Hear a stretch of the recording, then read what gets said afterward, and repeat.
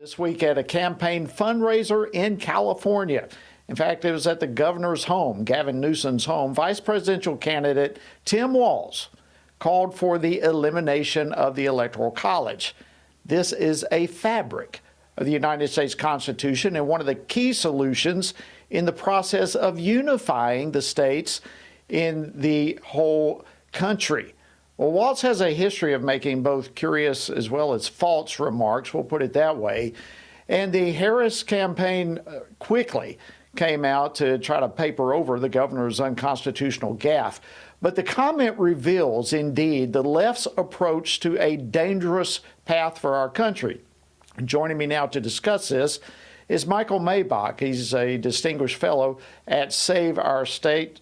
Michael, welcome to Washington Watch. It's great to have you. Nice to see you. Thank you very much. Okay, I just was this Tim Walz just making another knuckleheaded remark, or is there something more dangerous behind this?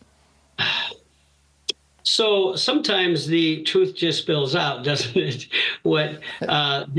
Since 2006, the Democratic Party, through state legislative action, 17 all blue states have passed the National Popular Vote Compact, which says no matter how the voters of our state vote, we will tell our electors, presidential electors, to vote with whoever wins the national popular vote, I guess as tabulated by CNN or CBS or some other news organization, because there is no official national popular vote tabulation.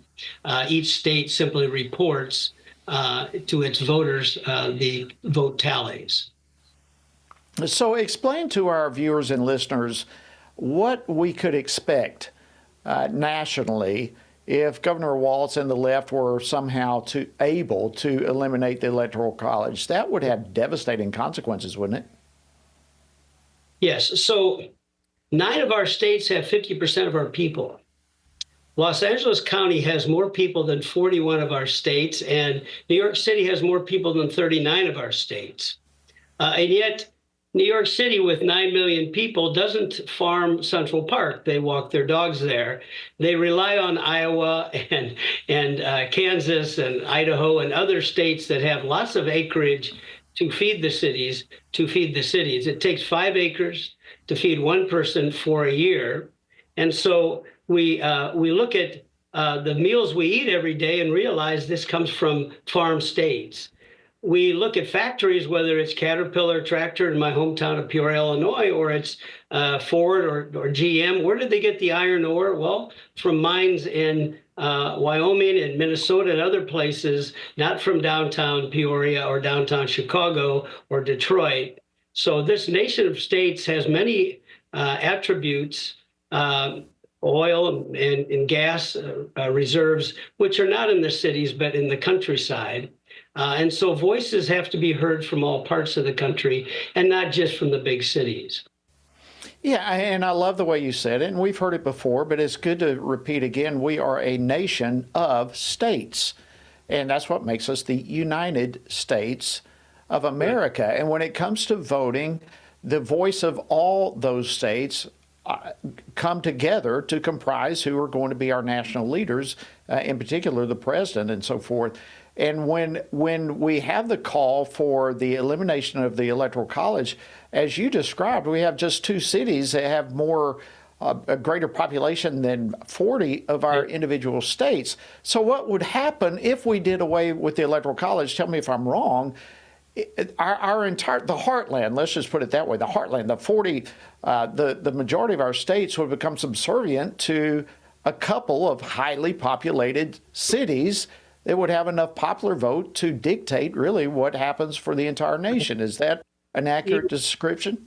That's right. We would be a coastal country from Boston to New York, down to Miami, over to Houston, and up the West Coast. That's where so many people live, and yet we have this wonderful nation where we have resources aplenty for all the people that do live in the cities. I grew up in Peoria, Illinois, a small town, and we were never pleased with the fact that the city of Chicago dominated the legislature and all the decisions made in our state. We felt the impact the large population center. New York staters know that having New York City in that state is very unbalanced. And what we don't want to do is have an imbalance in the United States.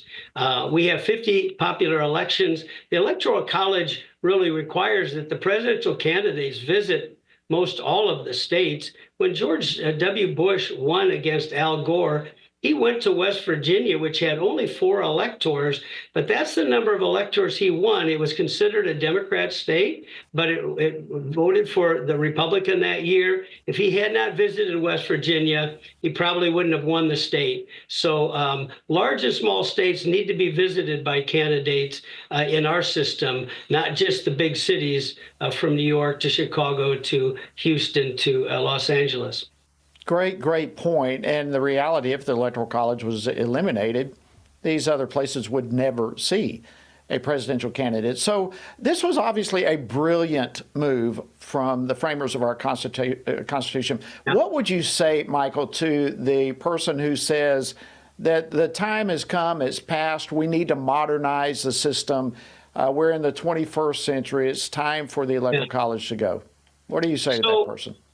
The thing to understand about the founders is they feared majoritarianism. They feared majority tyranny.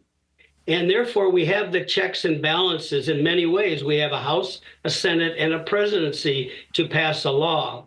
We have a court system with the district court, the circuit court, and the Supreme Court. It's sort of triangles of freedom. And we have election of presidents. We have the states vote, and then the electors. The second point is the electors go to the state capitals to vote, and then a month later, and then a month after that, the electors send their ballots to Washington, D.C., where they're accumulated and counted by the U.S. House and Senate. These are triangles of freedom that require that different parts of the country play different roles. And what we don't want to do is become a place where only the cities rule, and most of our farmers would feel like serfs if they were feeding the cities, but only the cities rule. And the founders never wanted to have that and feared majority tyranny because of that. So, and we've only got about a minute or so left here, Michael. So, tyranny, strong word. I heard you say that a couple of times in that answer. Tyranny is something that the Electoral College prevents from happening. Is that correct? In the sense that the population centers don't have the only say in things. Every state has 2 senators for a reason. That was the Connecticut Compromise, so that they would have 2 electors, no matter if they're Wyoming with 1 congressman, or let's say Virginia, which has 11 members of Congress, but everybody gets 2 electors. And it makes it consequential that those voices, a little bit more anyway, be heard. We still have the major states with populations cast a tremendous impact in our Congress, the U.S. House of Representatives, and that sort of thing.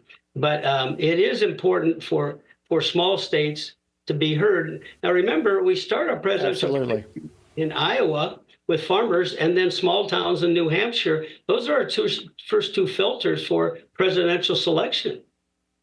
Thank you, Michael Maibach from Save Our States. Fascinating discussion, one that the American people need to be very much aware of, as obviously the fight for the Electoral College is going to continue.